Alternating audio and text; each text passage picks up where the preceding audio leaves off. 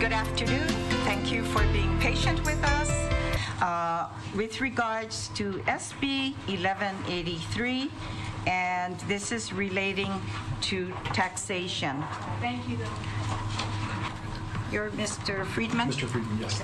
Thank you. And I will make it brief, and I'll synopsize where I am. Thank you. My name is Lawrence Friedman, and I'm here today to speak about my opposition to extending the GET surcharge in perpetuity and any legislation to increase further funding for the rail project. The mayor only cares about his own agenda in completing rail, regardless of the cost to the taxpayers. What about the mayor's commitment to the Honolulu constituents to stay on budget? Who doesn't remember the mayor saying his promise to build rail on time and on budget? In the beginning, the GET surcharge was controversially approved to partially fund the $5.2 billion rail project. The cost grows to $6 billion after a $900 million shortfall was identified only 2 years ago. These additional monies were expected to not only cover funding shortfalls, but also the costs associated with constructing and extending the rail to East Kapolei and Manoa, per Mayor Caldwell's testimony of March 18, 2015, which I've included in my documentation. Shortly after the GET surcharge extension approval, an additional funding gap of $500 million was identified. The approved amount rose to $6.8 billion. At this time, the mayor assured the public that the shortfall would be covered by a private-public partnership. Furthermore, just 1 week ago, Mr. Murthy floated the same idea of private sector funding instead of a new tax increase. If these solutions are so viable, why haven't they been done already? Now we are looking at the GE surcharge to cover further funding shortfalls due to failures to contain costs and losing federal funding due to incompetent management and debt financing that has not been accounted for. Has anyone considered the significant revenue opportunities from legalizing recreational marijuana and lottery sales or gambling? These are two very lucrative and proven revenue streams that would not impose any hardships on taxpayers and cannot be any more controversial than legalizing prostitution under Bill HB 1533. I implore you to stop the bleeding on this $10 billion rail fiasco. I'm sure you've heard the saying, fool me once, shame on you, fool me twice, shame on me. Since we are talking about formally adding more funding for a failed project yet again, I have to believe this is either a nightmare or the world's worst joke. In conclusion, in the interest of transparency, I will be forwarding my testimony to Carolyn Flowers and Ed Carranza with the FTA. Thank you. Any questions? Thank you. Seeing none. Ellen Frenzel in opposition. Barbara Polk in opposition. Catherine Kupuka'a in opposition. Good afternoon. Good afternoon, Chairs Inoue and Nishihara and members of these committees. My name is Catherine Kupuka'a. I oppose this bill as you were elected to office to serve the people of the state of Hawaii in their best interests. This bill is counter to that. If you will remember that in 2015, the mayor of the city and county of Honolulu begged and pleaded with you to extend the surcharge for 5 years, and that will be sufficient. He also stated that he will not return and beg for more money. This bill authorizes to extend this surcharge in perpetuity. This is totally unacceptable. I find it appalling that you would consider passing this bill. This rail project is a failed project, and it is shameful that it was allowed to begin construction. It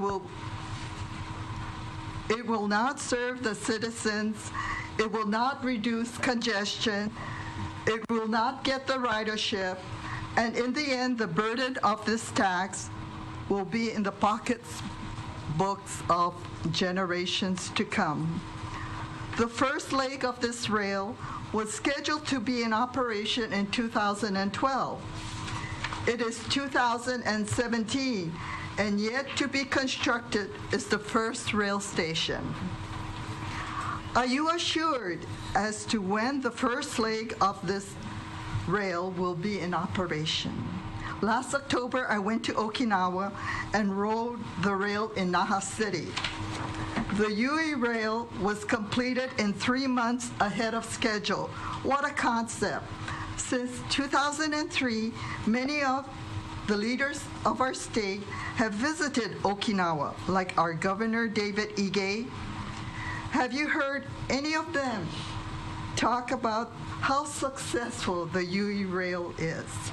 I rode the rail 6 times, rode on the local city buses, tour buses, taxis, and the ferry. Okinawa truly has a multimodal transportation system. I don't foresee this occurring here. I plan to go to Okinawa in 2021, having met relatives I didn't know existed. Do you see the first leg of this rail, Honolulu's rail, be in operation by then? It will only be 9 years in delay. I urge you not to pass this bill and think about the citizens of the city and county of Honolulu and the future generations to come. Thank you for allowing me to. Okay. Thank you. Any questions? Okay. Steve Miller in opposition. Thank you, Honorable Chairs, Senators, for allowing me to speak. My name is Steve Miller. And Good afternoon. Can you also add, can you give your testimony to our staff? Because we did have your opposition, but we didn't have your contents. Okay. Yeah, sure. I'll be glad to. Thank you. Okay. I'm testifying as a private citizen. I'm opposed to this bill. A couple of weeks ago, this started off as a bad bill, and now after going through a couple of committees, has mutated into a multi-headed hydra of bad ideas and needs to be stopped before it can inflict more damage on the taxpayers of the city and county of Honolulu.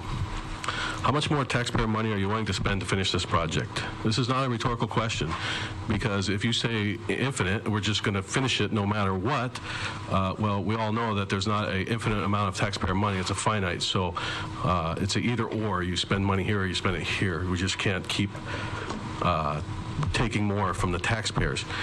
So you got to say enough already, and I think that time is now. And I was originally a rail supporter. This has gotten so bad that I'm willing to admit my mistake and say, you know, it's over. 2 years ago, the mayor was here saying, please, please, please, like a spendthrift child who's already burned through his monthly allowance in one weekend, and he's asking you for more. And then you just have to be the tough love parent and say no. Basically, the way I see it is there's 2 options left. You either end it at Middle Street and convert it to a guided busway, or you go as far as you can on Maglev. But steel on steel, the way we're going is just to indebt the city and county of Honolulu in perpetuity. And as you know, the GE tax is a highly aggressive tax, and so if we're actually having a conversation on GE tax, we should be talking about, you know, removing the GE tax on food, you know, medicine, and feminine hygiene products. That would actually do something for the taxpayer. That's my testimony. I stand on it. And any questions? Questions? Thank you. Can you submit your comments, your testimony, please? Is there anyone else who wishes to speak? Shall I start again? Thank you. Please, thank you. My name is Elaine Camp, and I strongly oppose SB 1183. Last night I spent a bit of time writing this out. The rail does not have any accountability. Would you ever put your money in something that you don't know if there's any end to it? I don't think a wise person would. And you've heard everything already, so I won't go through it. But I just hope that you will use your common sense and think about the people that, you know, you made an oath of office to take care of your constituents rather than special interests.